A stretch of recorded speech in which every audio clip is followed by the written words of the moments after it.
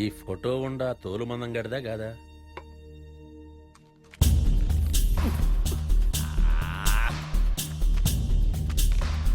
ఏమేవ్ photo ఉండేమన్నా దొలిచిందట? ఏంది మేము మాట్లాడవో? అదే పొట్టోడదా కాదా అని డౌట్ ఉంది నాకు.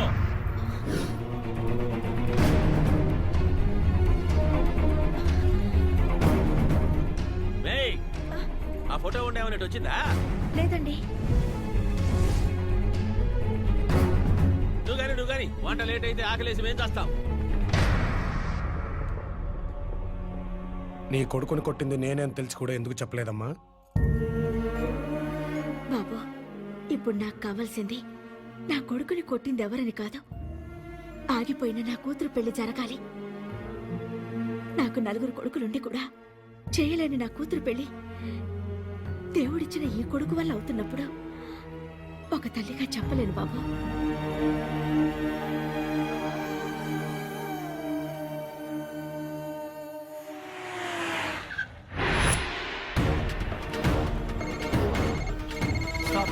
Okay. Hello, good morning sir. CBI officer Shivanarayana reporting sir. ఇప్పుడే పెద్దిరెడ్డి ఇంటికి వచ్చాను సార్. జనం దగ్గర కొట్టేసిన 1000 ఎకరాలు పెద్దిరెడ్డి పేరు మీద ఉందని తెలుసుకున్నాం సార్.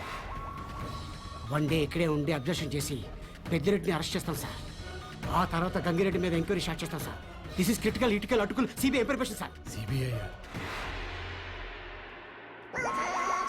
వర్కౌట్ అయింది. ఆ సిబిఐ వాళ్ళు వచ్చారు. ఆ 1000 ఎకరాలు ఎవరి పేరు మీద ఉంటే వాళ్ళని అరెస్ట్ చేస్తారట. వీడికి తెలిసిపోయిందా? ఇప్పుడు ఎట్టబ్బా? వెంటనే ఆ భూములు నా పేరు మీద మార్చాయి బావా. నువ్వు అరెస్ట్ అయితే మన ఫ్యామిలీకి పెద్ద దిక్కు లేకుండా పోతుంది బావా. అదే నేను జైలుకి వెళ్ళాననుకో, బయటికి తీసుకురావడానికి నువ్వు ఉన్నావు.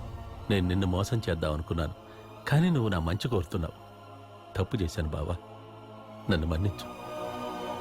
బావా, ఉంటే ఇద్దరం బయట ఉండాలి, లేకుంటే ఇద్దరం జైలుకి వెళ్దాం. ఓ పని చేద్దాం. ఏ జనం దగ్గర నుంచి అయితే మీరు ఆ భూముల్ని రాయించుకున్నారు, తిరిగి అదే జనంకి ఇచ్చేయండి. అదేటబ్బాయా, రాసేదానికి 1, 2, 1000 ఎకరాలు. పెద్దయ్య, మీ తాతగారి గురించి గొప్పగా చెప్తావే. ఆయన్ని సామంతులు నెత్తిన పెట్టుకుంది సంపద చూసి కాదు, ఆయన సమర్థతను చూసి. మన పెద్దవాళ్ళ ప్రతిష్ఠ ఉండాల్సింది విగ్రహాల్లో మాత్రమే కాదు పెద్దయ్య, ప్రజల గుండెల్లో కూడా ఉండాలి. మీరు జైలుకెళ్తే ఎంత ఆస్తుంటే ఏం లాభం పెద్దయ్య? మీ కుటుంబాలు సంతోషంగా ఉంటాయా?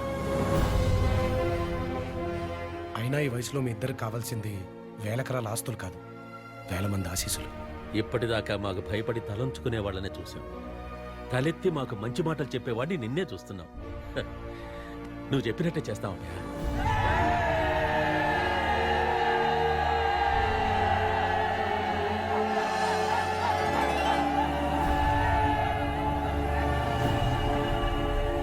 మీ అందరూ అడిగారు కదా మాలో వచ్చిన ఈ మార్పుకి ఏ దేవుడు కారణమని. ఆ దేవుడు ఎవరో కాదు, ఇతనే.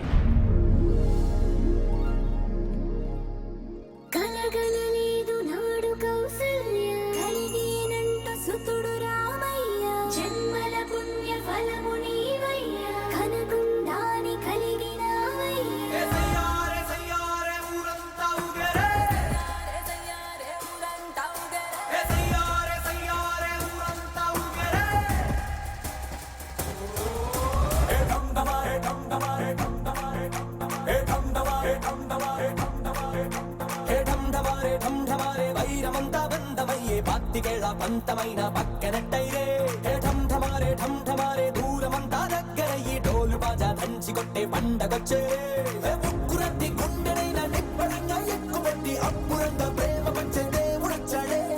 ఉత్తరాన్ని దక్షిణాన్ని కాంతులెన్నో ఖర్చు పెట్టి దూరు పళ్ళే మార్చి వేసే సూర్యుడే దిగి వచ్చేసాడే. గోళం చిందయ్యాలి, హృదయాలు పొంగెయ్యాలి, జగమంతా జనరంగేలి, మనమంతా ఒకటవ్వాలి రయ్యా.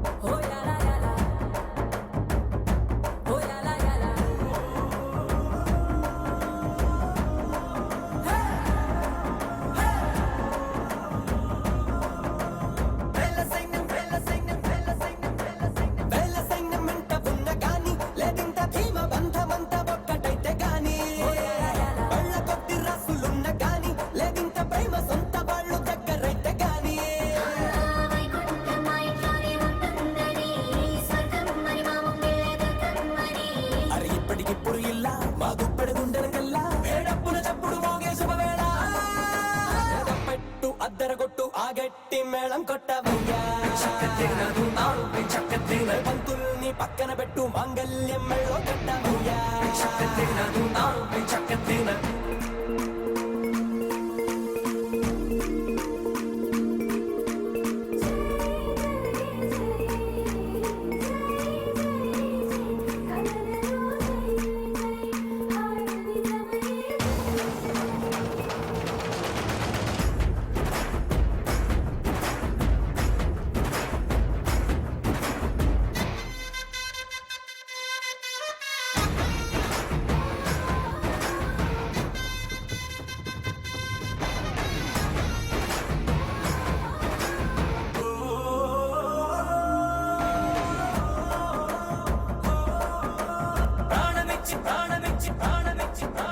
ప్రాణమిచ్చి ఊపిరందుకున్న ఈ ప్రేమ కోసం ప్రేమ పంచి నింద వేసుకున్నా మాయమైన పిల్ల మనసులోన ఏ మాయ చేస్తే నేను ఉండగలను తెలుసుకున్నా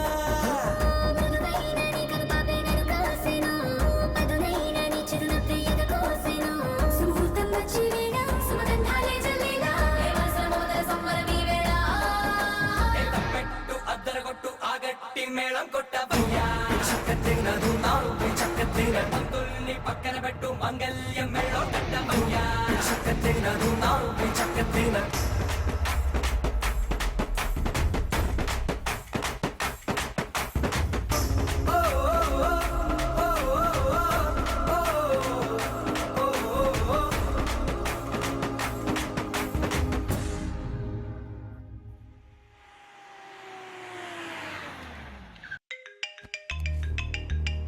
హలో కార్తిక్ నీతో పర్సనల్ గా మాట్లాడాలి, నీ దగ్గరికి వస్తున్నా.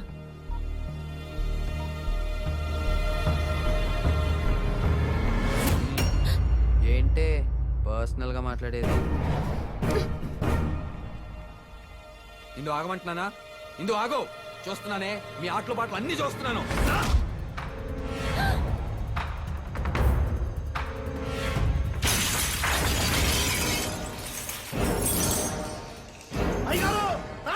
పగిలిపోయింది.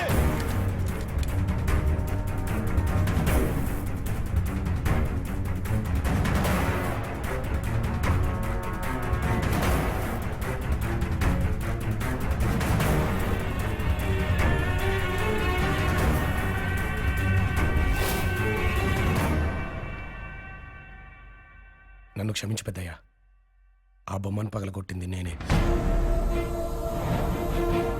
అవును అంకుల్, పగలగొట్టింది వీడే. మా తాతల కాలం నుంచి తరతరాలుగా భద్రంగా కాపాడుకుంటున్నా దాన్ని పగలగొట్టింది ఎవరైనా సరే బ్రతకనియ్యను.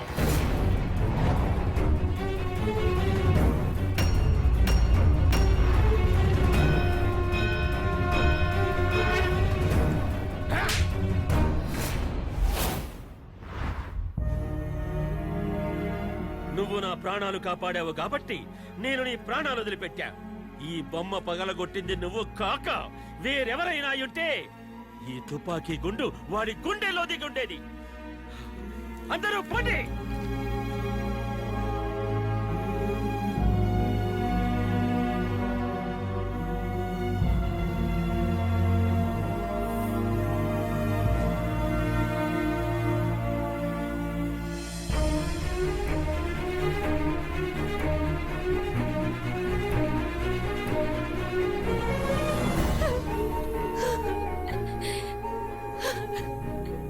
I love you, Karthik. I love you. ఒకప్పుడు నా ప్రేమను గెలిపించడం కోసం నీ ప్రేమను వదులుకున్నావు. ఇప్పుడు నేను ప్రేమించిన వాడిని కాపాడడానికి నింద నీ మీద వేసుకున్నావు. నా ప్రేమ కన్నా నీ ప్రేమే గొప్పది కార్తిక్. కలవని రెండు కుటుంబాల్ని కలిపి జరగని ఈ పెళ్లి జరిపిస్తున్నావు. ఇన్ని రోజులు నీతో ఉన్న క్షణాల్ని మర్చిపోలేకపోతున్నాను. నిన్ను వదిలి ఉండలేను కార్తిక్.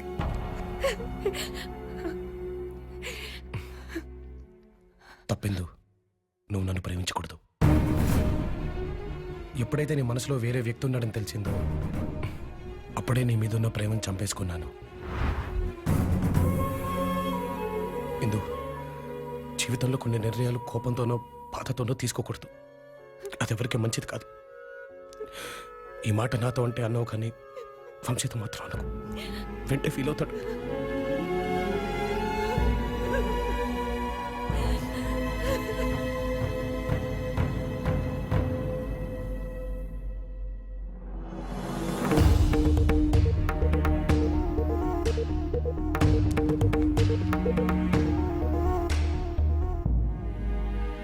నిన్ను నిన్నుగా ప్రేమించాలనుకున్న ఎందు నీ దగ్గరకు వచ్చినప్పుడు ఎందుకు కాదన్నావు? గెలుపేని తలుపు తెడితే ఎందుకు వదులుకుంటున్నావు? గెలుపంటే సంతోషాన్ని పంచుకోవడమే గాని నా ఒక్కడి దగ్గరే ఉంచుకోవడం కాదు నాన్న. ఈ ఇంట్లో జరిగే పెళ్లితో పాటు నా పెళ్లి జరగాలని ఎందుకు మనసు మార్చాను. తను ఫోన్ చేస్తే తన మనసులో మాట చెప్పడానికి నా దగ్గరకు వస్తుందని ఆశపడ్డాను. కానీ వచ్చింది ఎందుకు కాదు నాన్న. సూపర్ రా, నువ్వు అనుకున్నంత పని చేసావు. నేను నీ ఫ్యాన్ అయిపోయాను రా. నీకు విషయం తెలుసా? నా కూతురు ఈ రోజు రేపు నీకు ఐ లవ్ యూ చెప్పేస్తాది. కానీ ఈలోపు ఇందులో ఒక షార్ట్ ఫిల్మ్ చూపిస్తాను. నీ కొడుకుని కొట్టింది నేనే అని తెలిసి కూడా ఎందుకు చెప్పలేదమ్మా? బాబు, ఇప్పుడు నాకు కావాల్సింది నా కొడుకుని కొట్టింది ఎవరని కాదు, ఆగిపోయిన నా కూతురు పెళ్లి జరగాలి. నా కూతుర్ని లాక్ చేయడానికి నువ్వు టెక్నిక్ ని వాడావు, నిన్ను లాక్ చేయడానికి నేను టెక్నాలజీ వాడాను. ఇప్పుడు ఇది పెద్దిరెడ్డికి చూపిస్తే నీ పెళ్లితో పాటు వడి కూతురు పెళ్లి ఆపి సొంత ఫ్యామిలీని చూడకుండా అందరినీ నరికేస్తాడు. ఆగు. పెద్దిరెడ్డి కూతురు పెళ్లి ఆగడానికి వీల్లేదు. నా కూతురు పెళ్లి నీతో జరగడానికి వీల్లేదు. జరగదు. శబాష్, నీ కమిట్మెంట్ నచ్చింది. పరాయవాడి కూతురి పెళ్లి కోసం నీ ప్రేమని వదులుకుంటావా? వదులుకుంటాను. వదులుకోవడానికి నువ్వు చేసిన తప్పేంట్రా? ఒక అమ్మాయికి న్యాయం చేశావు. కానీ దానివల్ల అన్యాయం జరిగిన ఇంకో అమ్మాయికి న్యాయం చేయాల్సింది కూడా నేనే కదా నాన్న. కట్టుకున్న భర్తను కాదని, కన్న కొడుకుల్ని కాదని, తన కూతురు పెళ్లి ఆగిపోయింది నా వల్లే అని తెలిసి కూడా ఆ తల్లి నన్నే నమ్ముకుంది. మరి అలాంటి అమ్మకు అన్యాయం చేయలేను కదా నాన్న. అందుకే ఈ పెళ్లి మీద ఆధారపడ్డ ఇద్దరు పిల్లల జీవితాలు, ఇద్దరు తల్లుల ఆశలు, రెండు కుటుంబాల అనుబంధాలు, వీటన్నిటిని నిలబెట్టే బాధ్యత నాదే అనుకున్నాను. 2 రోజుల్లో పెళ్లి జరుగుతుందని కలకల్లాడుతున్న ఈ ఇంట్లో మళ్ళీ కన్నీళ్లు తెప్పించకూడదనే హిందూ ప్రేమను కూడా వదులుకున్నాను నాన్న. కానీ వేసే ప్రతి అడుగులో వెయ్యేసి ఆటంకాలు. ఆపాలను చూసే అన్నదమ్ములు, పగతో రగిలిపోయే పెద్దవాళ్ళు, పెళ్ళాగిపోతే గుండెగిపోయే ఆడవాళ్ళు, రెప్ప మూస్తే ఎక్కడ నిజం బయట పడిపోతుందో అన్న టెన్షన్తో నిద్ర లేకుండా కాపలా కాశాను నాన్న.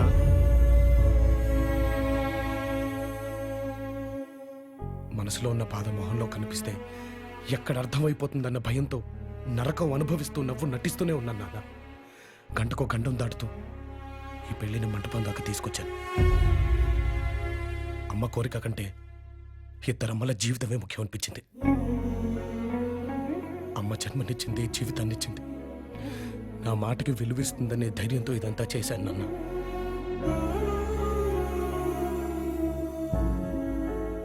నీ కోరిక తీర్చలేకపోతున్నాను. నన్ను మన్నిస్తావా అమ్మా? నా మేనకోడలు నా కోడలుగా రాలేదన్న బాధ కంటే నా కొడుకు ఇంకో 2 అమ్మలకి కొడుకయ్యాడన్న ఆనందమే ఎక్కువగా ఉంది.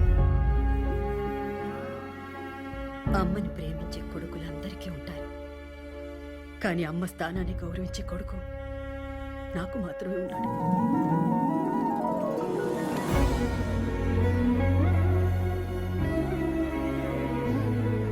భరించేవాడికే భగవంతుడు బాధ్యతనిస్తాడు. దాన్ని మనస్ఫూర్తిగా తీసుకునేవాడికి ఖచ్చితంగా మంచి చేస్తాడు.